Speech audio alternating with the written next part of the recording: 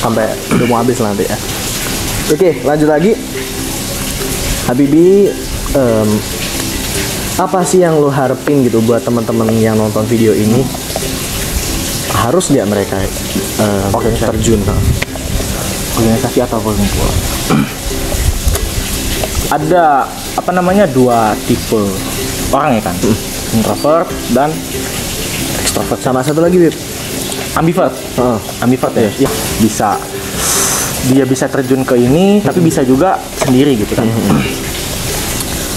Pertama, baik lagi kenali dirimu. Terus lagi, Bib. Menurut gua, walaupun lu introvert, tetap lo harus terjun ke mungkin perkumpulan, organisasi dan sebagainya. Karena ini ya, bro and sis. Wis, gila bro and sis. Oke. Gue pernah baca di salah satu situs. Situs apa tuh? Ada 20 skill nih. Oke. Yang di tahun 2045 nanti atau di masa depan nanti itu akan sangat dicari atau sangat berguna. Pertama, public speaking. Oke, public speaking. Terus kemampuan untuk beradaptasi. Terus kemampuan untuk tetap beroperasi, tetap berkegiatan, tetap berjalan gitu kan, walau ditimpa dengan berbagai pressure, tekanan. Oke, tekanan kiri, atas, bawah gitu. Terus kemampuan untuk bisa menyelesaikan masalah, problem solving. Iya, oke. Nah, 4 tadi itu bisa teman-teman temui di organisasi atau ekskul. Karena kan di organisasi atau mungkin perkumpulan dan sebagainya, itu kita diharuskan untuk mau tidak mau berbicara. Oke. Nah, gini, Bib.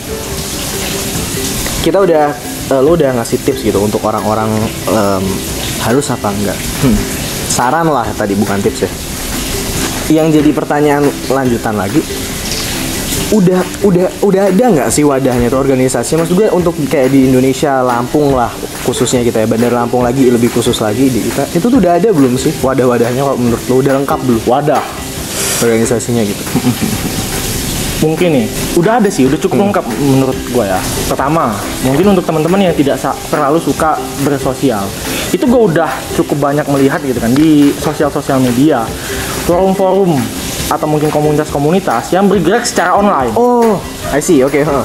Bergerak secara online, jadi mereka itu tidak mengharuskan para membernya ini untuk bertemu secara langsung. Karena kan terkadang yang ditakuti, iya, ketika berkomunikasi secara langsung. Tapi ketika mereka berkomunikasi mungkin melalui media, itu mereka lancar. Iya juga ya. Nah, kayak ya kita udah punya banyak temen lah yang di grup kelas rame, tapi begitu ketemu ya udah biasa aja, bukan orang yang rame juga gitu. Tapi ada yang memang rame, tambah rame lagi. Ya itu. Ya, kayaknya dia nonton video ini.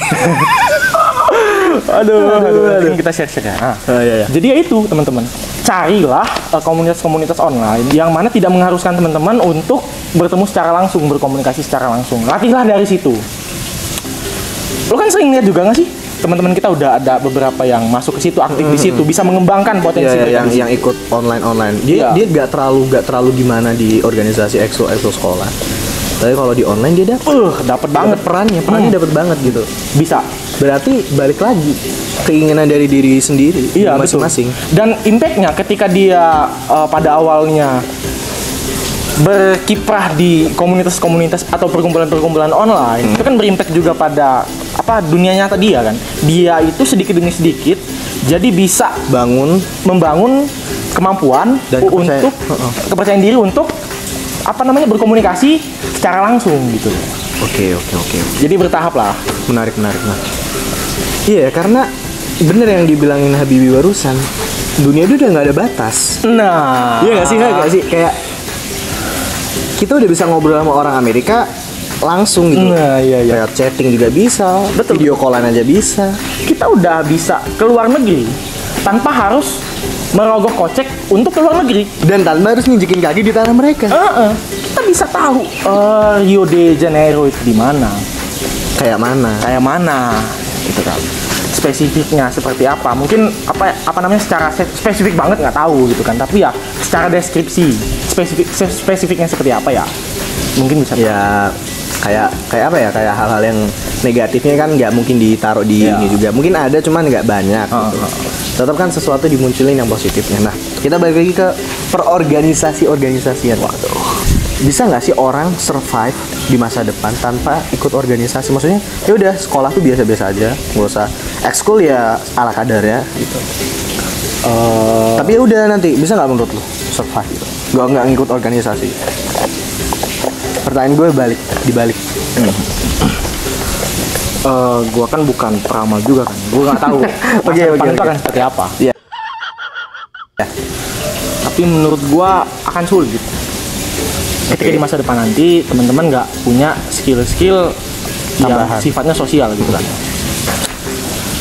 Mungkin kalau misalnya teman-teman nggak bisa mendapatkan skill sosial secara langsung, seenggaknya tahulah cara untuk bersosial di masyarakat, internet.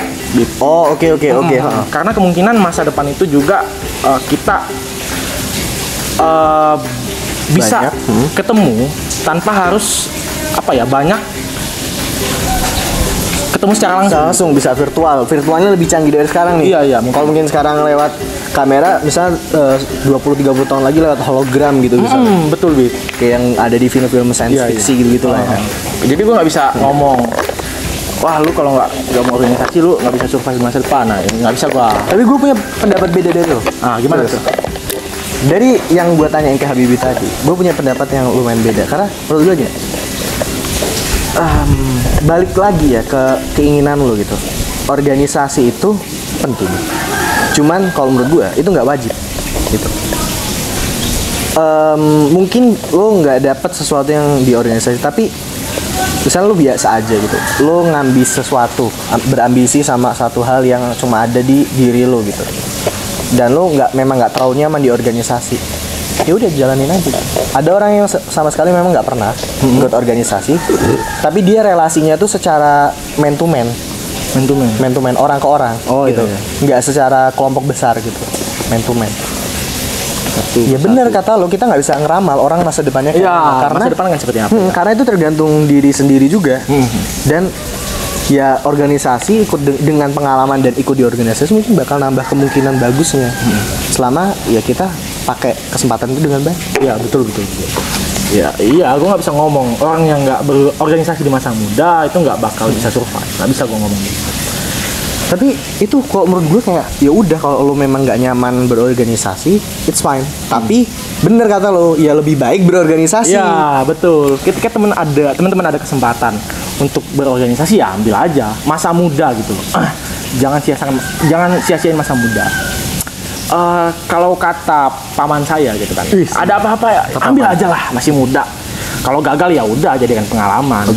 Habiskan jatah gagalmu sedini mungkin di masa muda. Di masa muda, iya. Jadi ketika kamu nanti udah tua gitu kan, dia sudah memiliki banyak pengalaman. Kira-kira begitu. Right.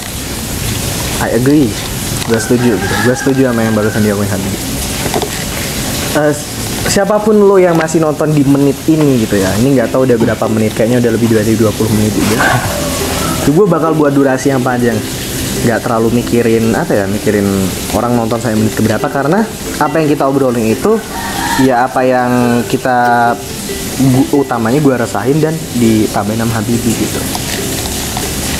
Gue ini nih, coba lo sebutin deh apa aja organisasi yang udah lo ikutin gitu.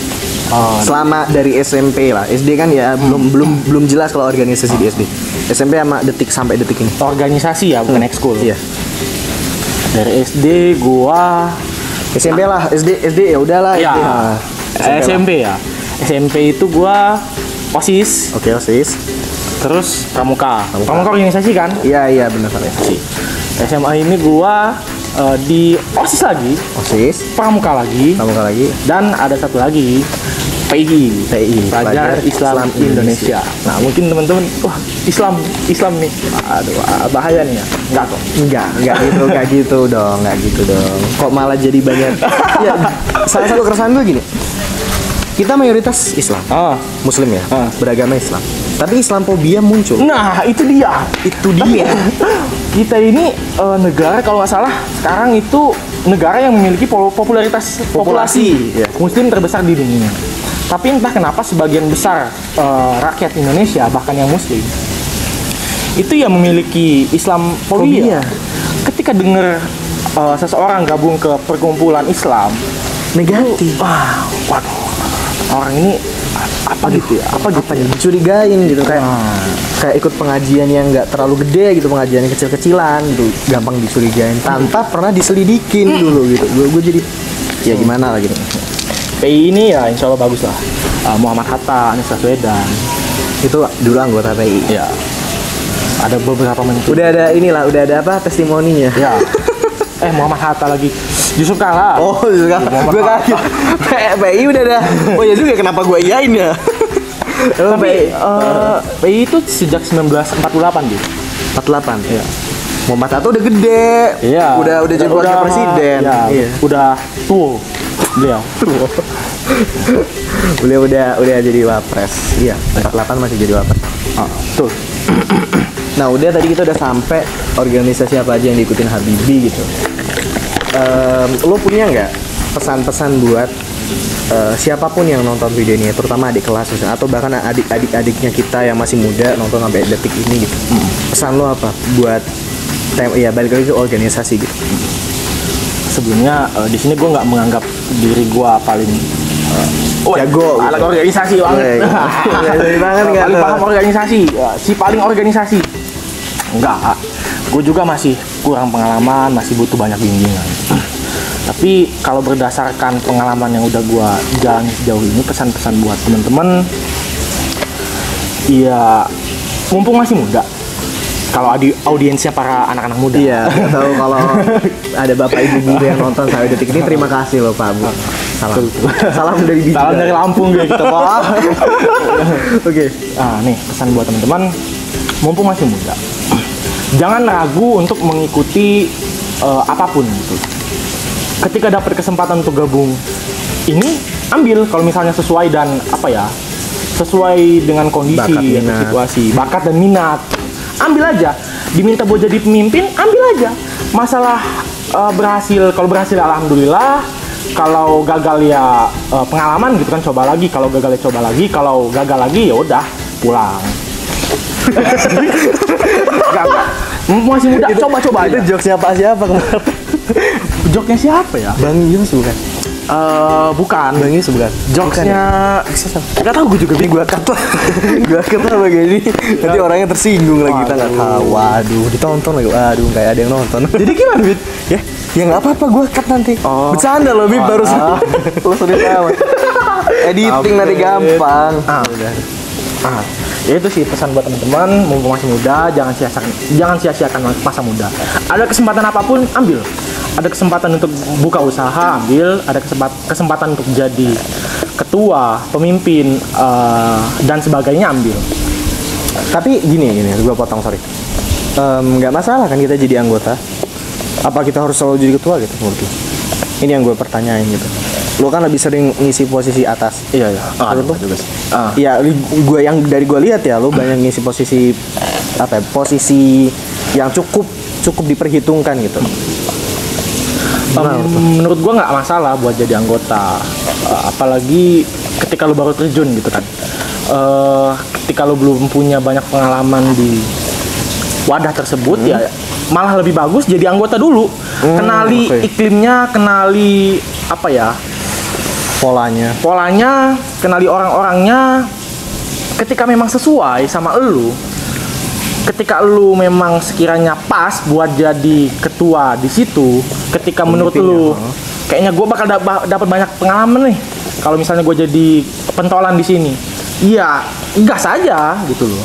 Tapi ketika memang menurut lu sebaiknya gue jadi anggota aja di sini supaya gue bisa lebih banyak kesempatan di tempat lain.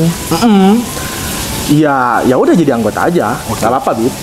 Kapan waktu yang tepat untuk berhenti berorganisasi? 2 hari. Jadi terakhir. Oke. Pesan tadi kayaknya lu udah nyampein pesan. Terus kita tadi saking asiknya gue lupa tadi BTW tadi ada masalah teknis ya, tiba-tiba mati, ternyata batas recordnya tuh sekitar 30 menitan.